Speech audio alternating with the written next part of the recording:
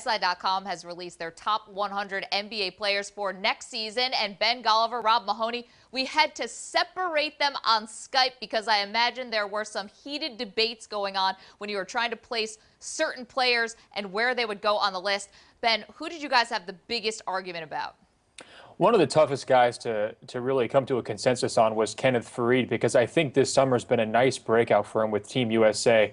He really is catching a lot of fortunate situations. He's playing against a lot of smaller defenders, not a lot of huge NBA-sized centers. And so his energy, which has always kind of been the staple of his game, has really just overwhelmed teams. And when you're on that kind of a stage and you're looking like maybe even the second best player on Team USA, all of a sudden your stock really rises. And for us, it was difficult to kind of square his play in Denver, where he's a little bit more limited and some of his impact isn't quite the same as it was in this recent World Cup tournament, with where he should be on this list. And ultimately, we decided to put him in the 70s. I think a lot of people are probably going to think that's too low. Initially, I thought that was too low, but I got to give Rob credit. He really talked me into bringing down the hype on Kenneth Faried.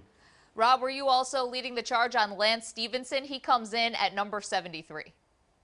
Yeah, Stephenson's a tough one as well, and this is a guy who we definitely debated through a lot, just because what Lance Stephenson is in theory can be very different from what he is in practice. I mean, he's a guy who emotionally you really have to keep in check, and the Pacers were, for the most part, able to do that. But with this exercise, we're trying to evaluate all these players kind of in a vacuum, and so when you take Lance Stephenson and put him on a generic team rather than one that has a great internal structure, what is he going to be like? And, we already know he can be a little erratic, that he can be a little wild, that he's pretty turnover prone, and that he has a style of play that can kind of alienate teammates.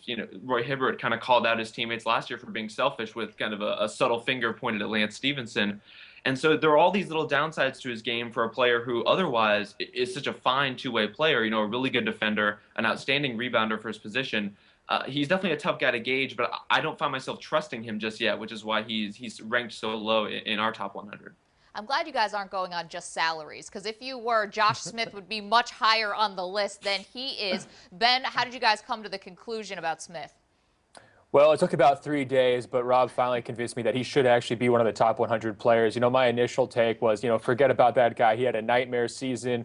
He got the big contract that you're talking about. He didn't deliver like he needed to as a lead option for Detroit. But when you start to assess a lot of the factors, and this was really Rob's point, look at the mess that was around him. Dumars kind of making all these moves that really don't make a lot of sense. They're not cohesive. The players don't fit together. Do you blame that on Josh Smith, or do you blame that on Joe Dumars? The coaching situation. How quickly was Maurice Cheeks there? He basically had 3 cups of coffee and he was gone. Is that Josh Smith's fault, or is that a situational issue? And again, if you move him around, you put him into a better environment, you put him on a winning team, potentially he can be a huge asset. They've also got a new coach and GM in place in Stan Van Gundy. He's a guy who understands how to play to his players' strengths and weaknesses in a way that I think maybe the previous regime didn't. We are actually expecting a little bit of a bounce-back season from Josh Smith. They still have to sort out this whole positional issue with their other big men, Greg Monroe, Andre Drummond. But I think what our consensus ultimately is that Josh Smith is not going to look worse than he did last year, and he's still got a lot of physical tools that make him a valuable player. Rob, Ricky Rubio barely makes it into the top 100. This is a guy who is supposed to be a superstar in this league. What was the argument for him? Yeah, there's no question that he hasn't quite lived up to expectation, especially in terms of his offensive game coming around. He's just not a scorer, and teams, they don't really have to guard him from range. When he drives, nobody really expects him to really put up a layup, and that hurts. That's a reason why he's so low. For Rubio, I think what gave him kind of the benefit of the doubt in my mind is that he's just so good in so many other aspects of the game. We're talking about one of the better defenders at the point guard position, even though he doesn't necessarily get credit for that. But he's just so pesky and generating steals and the like. And then he's also one of the better playmakers in the game, really good at finding his teammates on cuts and for open shots.